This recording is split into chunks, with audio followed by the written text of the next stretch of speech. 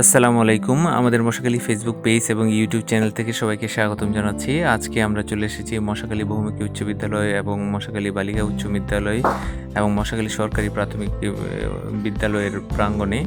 তো চমৎকার সুন্দর একটা পরিবেশ আপনারা দেখতেই পাচ্ছেন যে একটা আদর্শ বিদ্যাপীঠ বলতে যা বোঝায় আসলে মশাখালীর যে ৩টা শিক্ষা প্রতিষ্ঠান একসাথে, সেটা আসলে চমৎকার সুন্দর সবুজে ঘেরা পরিবেশ এবং বিশাল বড় একটা মাঠ।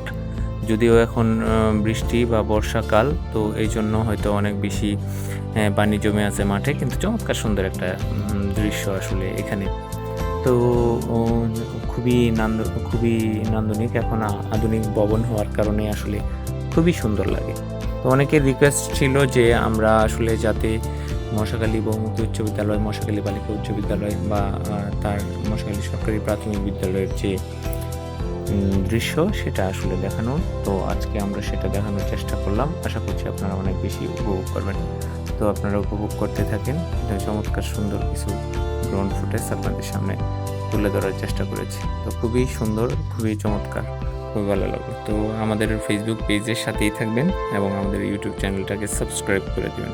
তো সবাইকে অসংখ্য ধন্যবাদ। আপনারা দেখতেই থাকুন। ধন্যবাদ।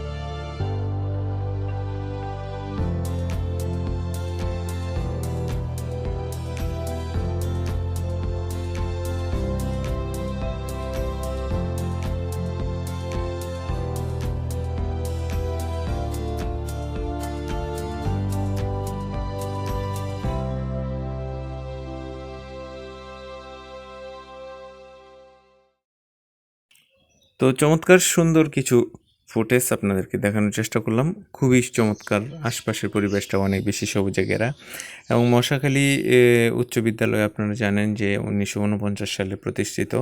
তো সেই সুদীর্ঘ সময় থেকে আসলে এই অত্র অঞ্চলের যে বহু মানুষ আসলে এখান থেকে আসলে বহু শিক্ষার্থীরা পড়াশোনা করেছে। এখন তারা বিভিন্ন জায়গায় কর্মরত আছেন এবং এখান থেকে আধুনিক শিক্ষা বা শিক্ষার যে পরিবেশ বা শিক্ষার যে আলো, সেটা আসলে ছড়িয়ে পড়েছে এই ও প্রতিষ্ঠানগুলোর মাধ্যমে।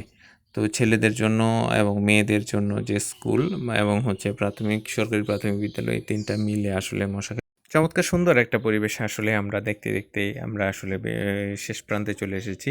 খুবই সুন্দর এবং চমৎকার ছিল আসলে।